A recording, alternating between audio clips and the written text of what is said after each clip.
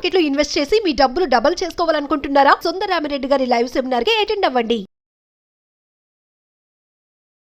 నమస్తే రంగా. నమస్తే జయ.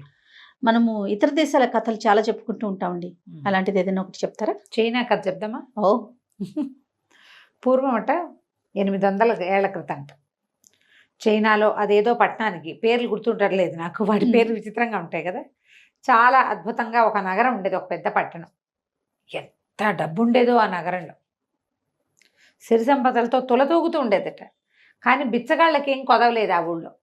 బోళ్ళంతమంది బిచ్చగాళ్ళు ఉండేవాళ్ళు. అక్కడ ఒక పద్ధతి ఉందట, ఈ బిచ్చగాళ్ళకి రాజులు ఉండేవాళ్ళు. ప్రతి బిచ్చగాడు వాడు సంపాదించిన దాంట్లో ఒక వంతు రాజుకు సమర్పించాలి. ఆయన వీళ్ళ సంగతి చూసుకుంటాడు. అట్లా బిచ్చగాళ్ళకి రాజులుగా ఉన్న కుటుంబాలు బోల్డ్ ఉన్నాయట కోకొల్లలు. ఆ బిచ్చగాళ్ళ రాజుల్లో ఒక ఆయన పేరు ఏంటంటే, ఆ ప్రాంతపు బిచ్చగాళ్ళందరికీ ఆయన రాజు. 7 తరాల నుంచి వాళ్ళేట రాజులు. ఆయన పేరు చిన్ గారు రాజుగా ఉండేవాడు. అయితే వీళ్ళకేం కొదవ ఉండదమ్మా. రాజులతో సమానంగా తోటలు, దొడ్లు, ఇళ్ళు, వాకిళ్ళు, మరి సంపద. ఇన్ని తరాల నుంచి రాజుగా ఉన్నవాడి సంగతి అసలు చెప్పక్కర్లేదు. అంతే కదా. అక్కడి నుంచి ఏంటంటే వీళ్ళకి ఇళ్లలో చాలా రాజాంగంగా జరుగుతుంది. ఈయన దగ్గర ఉన్న డబ్బు వడ్డీలకు తిరుగుతూ ఉంటాయి, కోట్లు. పెద్ద వాళ్ళకి వడ్డీలకు అప్పులు ఇస్తారు వీళ్ళు. కానీ ఇంట్లో రాజ్యాంగంగా సాగుతుంది. రాజ్యాధికారం ఉన్న వాళ్ళకి ఎంత సాగుబడి ఉంటుందో అట్లా పని వాళ్ళు, ఇళ్ళు, వాకిళ్ళు, దొడ్లు, తోటలు బోల్డ్ ఉంటాయి. బయటికి వెళ్తే ఈయన బిచ్చగాళ్ళ రాజే, పరువుగా ఉండదు. అయితే ఈయనకి కొంతకాలం గడిచాక తన పెద్ద మనిషిని అయిపోవాలని కోరిక కలిగింది. ఈ బిచ్చగాళ్ళ సామ్రాజ్యాన్ని వదిలేయాలి, పరువుగా ఉండాలి, గొప్పగా ఉండాలి, ఈ పేరు ట్యాగ్ లైన్ లేకుండా ఉండాలనిపించేది. ఈయనకి భార్య చనిపోయింది, 50 ఏళ్ళు ఉంటాయి. యూను అనే ఒక కూతురు ఉండేది. ఆ పిల్ల మహా సౌందర్యవతి, ఎంత బాగుండేదో. చక్కగా పాడేది, చక్కగా చదివిచ్చాడు కూతుర్ని. పెద్దవాళ్ళ ఇళ్లలో పిల్లల్ని ఎట్ట చేస్తారో అట్లా ఈ బిచ్చగాళ్ళ రాజు అయిన ఈ చిన్ గారు కూడా పిల్లని బాగా చదివించాడు. ఎన్నో రకాల వాయిద్యాలు వాయించేది పిల్ల. 16-18 సంవత్సరాలు వచ్చాయి. కానీ పరుగుల ఇళ్లలో పెళ్లి చేసుకోవడానికి ఈయనకి కుదరలా. బయటికి వెళ్తే ఈయన బిచ్చగాళ్ళ రాజు, వాళ్ళెవరు ఇతనితో సంబంధం కలుపుకోవడానికి ఇష్టపడరు. ముందు వెనక అయ్యింది. ఈ లోపల ఏమైంది, ఆయనకి ఒక కుర్రాడు తారసపడ్డాడు. ఏదో ఒక జోదశాలలో వాడు ఏదో సరదాగా ఎవరో ఫ్రెండ్స్ ఆడుతుంటే వచ్చాడు. ఏదో మాట మీద వంటి చూస్తే వాడు చాలా పరుగుల కుటుంబం నుంచి వచ్చిన పిల్లవాడు. కానీ ఆస్తి స్వాస్తి అన్నీ పోయినాయి, ఏమీ లేవు వాళ్ళ దగ్గర. వాళ్ళ పేరు గొప్ప, ఊరు దిబ్బ. అంత గొప్ప ఇంటి కుర్రాడు. ఈయనతో చాలా చక్కగా మెలిగాడు. ఆయనకి ఏమనిపించింది, వీటి దగ్గర డబ్బులు లేదు, దశకం లేదు, మన దగ్గర బోల్డ్ డబ్బులున్నాయి, పిల్లాడు చూస్తే బాగున్నాడు, పోనీ వీని మన పిల్లకి చేసుకుంటే ఎట్టా ఉంటుంది అని మెల్లిగా ఆయన కదలేస్తే ఎగిరి గంతేసేటి వాడు. ఈ యూను చాలా అందగత్తెన విషయం చాలా మందికి తెలుసు ఊళ్ళల్లో. ఓ మాట వచ్చి చూస్తా అన్నాడు. చూసి పిల్లని చేసుకోవడానికి సిద్ధపడ్డాడు. వాళ్ళ ఫ్రెండ్స్ అంతా అన్నారు, ఈ అబ్బాయికి చదువుకోవాలని ఉంది, గవర్నమెంట్ జాబ్ చేయాలని కోరిక, దానికి డబ్బులు లేవు వాడి దగ్గర. ఇప్పుడు చక్కగా వీళ్ళ అమ్మాయిని పెళ్లి చేసుకుంటే ఏం చక్క మరి చదివిస్తారు కదా, అంతేగా. సరేనని పెళ్లి కొప్పుకున్నాడు. చాలా హర్షించారు వాడి ఫ్రెండ్స్ అంతా. భలే మంచి పని చేసావు, నక్కని దొక్కేవరా నువ్వు, నక్కతో ఒక దొక్కావు, ఇంకేముంది, ఓహో అన్నారు. ఓహో అన్నాక సరే పెళ్లి చేసేశారు. పెళ్లి రోజు సాయంకాలం ఏం చేశారు, పెద్ద విందు ఏర్పరిచారు. ఈయన ఏం చేశాడు, తను బిచ్చగాళ్ళ రాజుగా ఉండకుండా ఆ పదవిని ఇంకొకడికి కట్టబెట్టాడు. ఈయనకి సమీప బంధువే, వాడు బాగా క్రికెట్, ఈయన మంచివాడు, ఈ చిన్ను క్రికెట్ వాడు. ఆ క్రికెట్ వాడికి ఈ బిచ్చగాళ్ళ రాజు తనం అంతా అతనికి ఇచ్చాడు. తన దగ్గర ఉన్న సంపదలవి తను ఉంచుకున్నాడు. ఇక నువ్వు సంపాదించుకో అని చెప్పేసరికల్లా వాడు రాజు అయిపోయాడు. 2-3 వారాల క్రితమే వాళ్ళందరి మీద ఆధిపత్యం సంపాదించుకున్నాడు. చిన్నగారు అతనికో ఇల్లు, వాకిలి కూడా ఇచ్చారు. వాడికి అంతకుముందే కొంత ఉంది. ఈయన తన ఇళ్లలో ఒక ఇల్లు గిఫ్ట్గా ఇచ్చాడు తన పదవి తీసుకున్నందుకు. ఈయన ఏమిటంటే పెళ్లి చేసి అల్లుడిని చక్కగా చదివించి ప్రభుత్వోద్యోగం చేసి తన సంపదలన్నీ అల్లుడికి ధారాదత్తం చేసి ఫలానా వాళ్ళ మావగారు అని చెప్పించుకోవాలని అనుకున్నాడు. ఒక్కొక్కరికి ఒక్కొక్క ఆశ ఉంటుంది పాప. సరే ఏమైంది, ఎప్పుడైతే ఈ పెళ్లి జరిగి పెళ్లి విందు ఏర్పాటైందో ఈయన ఒక అతనికి ఇచ్చాడు కదా, చౌ వాడి పేరు. ఆ చౌ గారి పేర్లు ఇంకా పెద్ద పేరుంది. ఆ చౌ ఏం చేశాడు, ఏమిటి వీడు విందు చేస్తున్నాడు, నన్ను ఎందుకు పిలవలా చౌ విందుకి నేనేం తక్కువ వీడికంటే, వాడితో సమాన భాయవాడిని అయిపోయాను కదా ఇప్పుడు నేను అని తమ బిచ్చగాళ్ళ సంఘంలో కొంచెం జమాజెట్టీలని 40 మందిని ఏరి వాళ్ళందరినీ వీడు మనకి చిన్ను నిన్నటిదాకా మీకు రాజుగా ఉన్నాడు, రాజ్యాధికారం నాకు ఇచ్చాడు, మీ మీదే కదా సంపాదించాడు, గొప్పగా పెళ్లి చేసుకున్నాడు, పిల్ల పెళ్ళికి భోజనం కూడా పెట్టట్లేదు, మనకి కనుక్కుందాం పదండి అని చెప్పేసి ఈ 40 మంది జమాజెట్టి బిచ్చగాళ్ళని వేసుకుని వాళ్ళ ఇంటి మీద పడ్డాడు. అదే సరకాలు వాళ్ళు ఏం చేశారు, లోపలికి వచ్చి కోలాహలంగా వాళ్ళని కనపడ్డట్టుగా తోసేసి అరిచి కేకలు పెట్టారు. ఏం చేస్తారు, ఈ వీళ్ళ పెళ్లి కొడుకున్నాడు కదా మోచి, ఆ మోచి అతని స్నేహితులు ఈ బిచ్చగాళ్ళు చేసిన రచ్చకి కంగారు పడి పారిపోయారు. ఈ మొత్తం విద్దంతా రసాభాస అయిపోయింది. యూను ఏడవడం మొదలుపెట్టింది. వీడు తనకు బాబాయ్ వరుస అవుతాడు ఈ చావు, తన పెళ్లి విందులో ఇలా చేయొచ్చునా, అదే కదా. ఆ పిల్ల పరువు పోయిందని లోపల ఏడ్చుకుంటూ కూర్చుంది. మోచి అండ్ ఫ్రెండ్స్ ఏమో పారిపోయారు. విందులో ఉన్న భోజనాలు మిగిలిపోయినాయి. ఈయన ఏం చేశాడు, చిన్ను ఆ వచ్చిన బిచ్చగాళ్ళందరినీ దగ్గరికి పిలిచి, నాయన ఇది నేను ఇచ్చే విందు కాదురా, మా అల్లుడు తన స్నేహితులకి ఇచ్చుకుంటున్న విందు, మనకు విందు మళ్ళీ ఏర్పాటు చేస్తా అని చెప్పి వాళ్ళని బతిమలాడి ఎటాకు విందంతా రసాభాస అయింది కాబట్టి ఆ సామాన్లన్నీ వాళ్ళకి ఇచ్చి పంపించుకున్నాడు. ఆ మోచి 2 రోజుల తర్వాత వచ్చాడు. అయితే యూను ఏం చేసింది, ఆ పిల్ల చదువుకున్న పిల్ల కదా, భర్త ఏదో కాంపిటేటివ్ ఎగ్జామ్కి వెళ్ళదలుచుకున్నాడని బోళ్ళని పుస్తకాలు తెప్పించి, తర్వాత ఏమో కొంతమంది మాస్టర్లను పిలిపించి జ్ఞానుల్ని ఇతనికి బోధించడానికి రోజు అతనికి ట్యూషన్ ఏర్పరిచి చక్కగా వేళకి భోజనం, అద్భుతమైన జంత్రవాద్య కచేరీ చేస్తూ భర్తను సంరంజింపచేయడానికి మ్యాక్సిమం ట్రై చేసింది. ట్రై చేస్తే ఏమైంది, ఈ వీడు బాగానే ఉంది, పెళ్ళంతా ఉన్నంతసేపు బాగుంటుంది, బయటికి వెళ్ళగానే ఏ బిచ్చగాళ్ళ రాజుగారు అల్లుడు వస్తున్నాడు రోయ్ అనేవాళ్ళు. అతని ఫ్రెండ్స్ కూడా ఏరా ఇవాళ ఎవరింటి నుంచి వచ్చిందిరా మీ ఇంటికి భోజనం అలా అనేవాళ్ళు.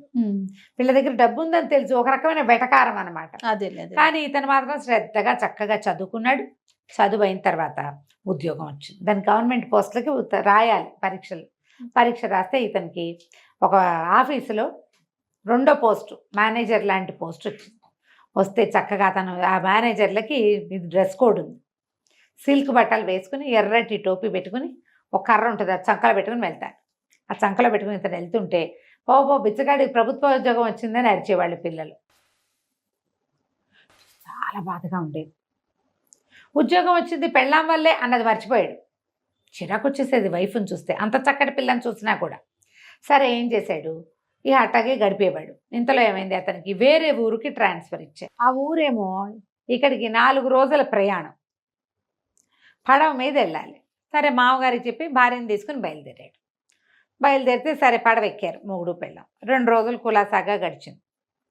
3వ రోజు రాత్రి ఇతను పోయి బయట డెక్ మీద రాత్రి 11 గంటల వేళ నుంచున్నాక వాడికి అనిపించింది, సరిగ్గా నడి మధ్యలో ఉన్నాం, పెళ్ళాన్ని తెచ్చి ఇక్కడి నుంచి తోసేస్తే దాని పీడ విరగడైపోతుంది, ఇక నేను బిచ్చగాళ్ళ అల్లుండి అన్న మాట ఉండదు అని అనుకుని భార్య నిద్రపోతుంది. అప్పుడే 11 గంటల వేళ, అమ్మాయి 10ంటికి అన్నం తిని పడుకుంది. రా ఎంతో బాగుంది, వెన్నెలు ఎంత బాగుందోనని దాన్ని లాక్కొచ్చాడు. ఇద్దరు కలిసి పడవ మీద అటు ఇటు తిరిగాక ఆ డెక్క చివరి దాకా తీసుకెళ్ళి దబ్బుకొని నీళ్ళల్లో తోసేసాడు. తోసేసి గబగబా కిందకి దిగొచ్చి స్పీడ్గా వెళ్ళిపోవాలి ఇక్కడి నుంచి, నాకు భయం వేస్తుంది ఇక్కడ అని బెదిరించాడు ఈ సారంగొల్ని. వాళ్ళు అతనేదో అంటే పైన వెన్నెల్లో తిరుగుతున్నాడు, దడ పుట్టింది వీడికి, అందుకని పరిగెత్తమంటున్నాడు, స్పీడ్గా దాటిచ్చేసేయండి సుడి ఉంది ఇక్కడ అని చెప్పేసరికల్లా వీళ్ళెవరు చూడలేదు. చూసిన వాడు ఓహో వాళ్ళు ఏదో మోచి చెప్తున్నాడు కదా, ఆయన పైగా అధికారి కదా, పడవ లాగేశారు. తెల్లారేసరికి టీ తెచ్చిన వాడితో ఏడుస్తూ చెప్పాడు, నా భార్య నీళ్ళలో పడిపోయింది అని. వాడు పరిగెత్తుకుంటూ వెళ్ళి అయ్యో మోచి అయ్య గారి భార్య యూను గారు పడిపోయిందిట అని చెప్పంగానే వాళ్ళంతా ఏమనుకున్నారు, ఓరిని దొంగమొహం వీడు రాత్రి తోసేసాడు ఆ పిల్లని, అందుకనే తొందర పెట్టి ఉంటాడు అనుకున్నారు. కానీ అతను డబ్బు ఇవ్వాల్సిన వాడు ప్రభుత్వ అధికారి ఏమంటారు, అయ్యో లక్షణమైన పిల్ల, బంగారం వంటి పిల్ల వీడు పాలపడి చచ్చిపోయిందే అని చింతించి నోళ్ళు గట్టిగా మూసుకుని దీనికి అడంకి తీసుకొచ్చి వదిలిపెట్టేశారు. వీడు కాస్త ఏడుపు మొహంతో ఆఫీసులో చేరాడు, భార్య నీళ్ళలో పడిపోయింది అని. సరే వాళ్ళు ఏదో గవర్నమెంట్ ఇల్లు ఏదో ఏర్పాటైంది, వంట మనుషులు పని వాళ్ళు ఉన్నారు, వాళ్ళతో మేనేజ్ అయిపోతున్నాడు. అయితే ఈ మోచి వచ్చిన రోజునే ఒక రోజుకి అటు ఇటుగా ఈ ఆఫీసులో ఎవరైతే ఇతను మేనేజర్ కదా, దీని మీద ఒక మేనేజర్ ఉంటాడు, జనరల్ మేనేజర్, రొట్టి మేనేజ్మెంటు, జనరల్ మేనేజరు, ఆయన కూడా ట్రాన్స్ఫర్ అయ్యి ఇక్కడికి వస్తున్నాడు. వాళ్ళ పడవ వస్తుంది. ఈ నీళ్లలో పడిన యూను డామన్ నీళ్లలో పడిపోలే, దానికి కాళ్ళ కింద ఏదో ఎత్తుగా ఉంది. ముందు దెబ్బకిన పడింది, మెల్లిగా అది తేలేసరికల్లా కింద ఏదో దొరికింది ఆ పిల్లకి ఆధారం. ఒక నిమిషం నీళ్ళలు తొక్కుని ఈదటం మొదలుపెట్టింది. కాస్త దానికి తెలివి వచ్చేసరికల్లా పడవ అంత దూరం వెళ్ళిపోయింది. అరిచినా కేకలు పెట్టినా పడవ ఇది కావటంలా. పైగా నీళ్ళల్లో తోసేసిన వాడిని అరిస్తే మాత్రం వాడు ఎందుకు ఇచ్చేస్తాడు? అదే కదా. వాళ్ళని తనే పడిపోయింది అనుకో, తనే గనక పడిపోయింటే ఈ పాటికి దిగేవాడు కాదా మొగుడు? దిగలేదంటే ఏమిటి? తోసాడనే అర్థం. దానికి అసలు అర్థం కాల, తనే పడిపోయిందా వాడే తోసేసాడా అని. అవతల కాస్త సరే వెళ్ళిపోయింది ఆ పడవ. ఈ అమ్మాయి ఏం చేసింది, ఓ పక్కకి ఈదుకుంటూ పోయింది. ఈదుకుంటూ పోయి ఏదో చిన్న దీవల్లే ఉంది, అక్కడ గట్టు మీద కూర్చుని ఏడవటం మొదలుపెట్టింది. దేవుడా రావడా ఏం చేస్తుంది? సరే ఈ పడవ వెళ్ళిపోయిన ఒక 3-4 గంటలకి తెల్లవారుజామున 5 గంటలు అవుతుండగా ఒక పడవ ఆ వైపు నుంచి వచ్చింది. ఈ కొత్త జిఎం రావాలి కదా, ఆ జిఎం వచ్చే రూట్ అనమాట అది. ఓకే. భార్య భర్త ఇద్దరు వాళ్ళు ఏం చేశారు, తెల్లవారుజామున పౌర్ణమి రాత్రి కదా, తెల్లారే మెలకు వచ్చేసిందని 4:30కి లేచి వచ్చి డెక్క మీద కూర్చున్నారు. కూర్చుంటే పడవ ఈ ఒడ్డు పక్క నుంచి వెళ్తుంటే ఎవరో పిల్ల అక్కడ కనపడుతోంది, మంచి బట్టలు వేసుకుని ఉంది అని ఏం చేశాడు, గబగబా సరంగుని కేకలు పెట్టాడు. అమ్మా అక్కడికి పట్టించు, ఎక్కడైతే ఇది దీవిలాగా ఉందో కొంచెం చిన్న ఒడ్డల్లే ఉంది, ఒడ్డు దగ్గర పట్టించు, పిల్ల ఎవరో ఉంది అక్కడని అక్కడికి తీసుకుపోయారు. తీసుకుపోతే ఏడుస్తున్నాయి, పిల్ల కనపడింది. వాళ్ళ పైకి ఎక్కిచ్చారు. ఏమిటమ్మా ఎట్టా వచ్చావు ఏమిటి అంటే, నేను ఏం చేయనండి ఇట్లా జరిగిందని అనేసరికి ఆయన ఆశ్చర్యపోయాడు. ఏం పర్వాలేదమ్మా, ఇంకో 1.5 రోజు పడుతుంది మనం వెళ్ళటానికి, నువ్వు మాతో ఉండు అని చెప్పి ఆ పిల్లకి పొడి బట్టలు కట్టించి ఏదో తిండి పెట్టించి పడుకోబెట్టారు. తామింటికి తీసుకుపోయారు. తీసుకుపోయాక 3వ రోజు ఈయన ఆఫీస్లో చేరాడు. మోచి చేరిన 3 రోజులకి ఈయన ఆఫీస్కి వచ్చాడు. సరే ఆయన వచ్చాడని మొత్తం స్టాఫ్ అంతా వచ్చి నిలబడ్డారు స్వాగత సత్కారాలకి. ఒక్కోళ్ళ పేరు పరిచయం చేస్తుంటే ఆ మోచిని చూసి బాగానే ఉన్నాడు, వీడికి ఇదేం మాయరోగం, లక్షణమైన పిల్లని ఇట బాగా ఎజ్జేసాడని చూశాడు. సరే అక్కడి నుంచి మోచిని అబ్జర్వ్ చేయటం మొదలుపెట్టాడు. ఒక 20 రోజులు పోయాక, నెల పోయాక, నాకు పెళ్లి కావాల్సిన కూతురుంది, ఏదైనా మంచి సంబంధం ఉంటే పెళ్లి చేస్తానని ఆఫీస్లో అనౌన్స్ చేశాడు. చేస్తే ఊళ్ళో ఎవరో పెద్ద మనుషులు 2-3 సంబంధాలు చెప్పారు. ఇది పెద్ద ఉద్యోగం, సహజంగానే కొంత సంపన్నుడు, పైగా కూతురు ఎప్పుడు బయటికి రాలేదు కానీ ఆయన భార్య 2 సార్లు కిట్టి పార్టీలకు వచ్చింది. ఆవిడ బాగుంది మనిషి, ఈయన మంచి చెయ్యెత్తు మనిషి, పిల్ల బాగుంటానికే అవకాశం ఉంది. తర్వాత ఇంత పెద్ద ఉద్యోగం, రేపొద్దున మంత్రి కూడా అవుతాడు ఈయన. ఓహో, మంత్రి అయితే ఇంకా గ్రాండ్ ఇయర్ లైఫ్, మంత్రి గారు అల్లుడు మరీ గ్రాండ్ కదా. అంతే కదా. ఆఫీసులో వాళ్ళు ఎవరు పెళ్లి కాని కుర్రాళ్ళు లేరు, వాళ్ళందరికీ తెలుసు మోచి భార్య పట్టి చనిపోయింది. కుర్రాడు కదా వాడు. ఏమన్నారు, మోచి ఉన్నాడండి, మోచిని చూడండి అంటే, ఏమో మా అమ్మాయిని పెళ్లి చేసుకుంటావా అన్నాడు.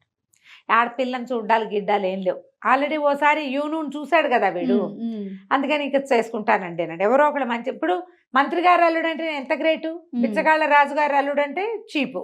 ఓకే, పెళ్లి చేసుకుంటానన్నాడు. ఈ లోపల పెళ్లి సంబంధం అనగానే యూను ఏడవటం మొదలుపెట్టింది. పెళ్లి చేసుకోవటం ఏమిటి, 6 నెలలు కాపురం చేశాను నేను, నా పెళ్ళి అయ్యి 2-3 సంవత్సరాలు అయింది, నేను పెళ్లి చేసుకోను అంటే, అట కాదమ్మా, ఆఫీసులో ఉన్నవాడు మోచి, వాడి సంబంధమే ఆఫీసు వాళ్ళంతా చెప్తున్నారు, అబ్బాయినే చేసుకుందు కానీ నీ మొగుడే, కానీ వాడికి బుద్ధి వచ్చేలాగా చేస్తామన్నారు. అన్నాక సరేనండి. సరే ఏం చేశారు, వాళ్ళు మొహాలు చూసుకునే పెళ్ళి ఏమి ఉండదు, అంతా ఏదో మేకప్ చేస్తారు. అదేలేండి, కప్పు. ఆ అమ్మాయి మొహానికి కప్పుతారు కూడా, అంటే ఈ చైనా మేకప్లు డిఫరెంట్గా ఉంటాయి, తెల్ల రంగు పూస్తారు, లిప్స్ వేరేలాగా పెడతారు. చైనా సినిమాలు చూడండి మీకు అర్థం అవుతుంది. ఆ పెళ్లి కూతుర్ని విడిగా చూస్తే నిన్ను చూసింది వాళ్ళు చూసింది ఒకటే అనుకోరు. అవునా? ఫుల్ మేకప్, దాని బట్టలు, ఆ హెయిర్ అలంకారాలు అన్నీ కూడా వేరేగా ఉంటాయి.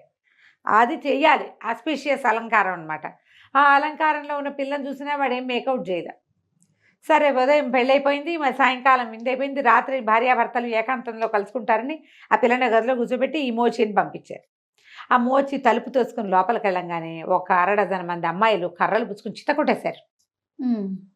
మామూలుగా కొట్ల చావ కొట్టారు. కొట్టేసరికి అమ్మో నాయనో ఆయన కేకలు పెట్టాడు, అత్తగారు మామగారు రక్షించండి రక్షించండి అంటే, ఈ మంచం మీద కూర్చున్న పెళ్లి కూతురు ఆగండి ఆగండి ఆగండి ఆగండి నా దగ్గరికి తీసుకురండి అని అనేసరికల్లా ఏమైంది, సరే రక్షించమంటున్నాడని తీసుకొచ్చారు.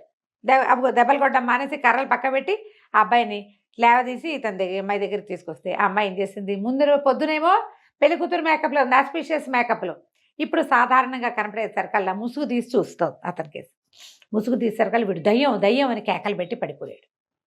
పెళ్ళాన్ని చూసి అమ్మాయి చచ్చిపోయింది అనుకున్నాడు కదా. అదే అదే ఇక పడిపోయేసరికి ఈ లోపల ఈ దయ్యం కేకలకి ఎలాగో అత్తయ్య గారు మామయ్య గారు రక్షించండి, ఇక అర్థమేమిటో వాళ్ళకి తెలిసి అప్పుడు రాల.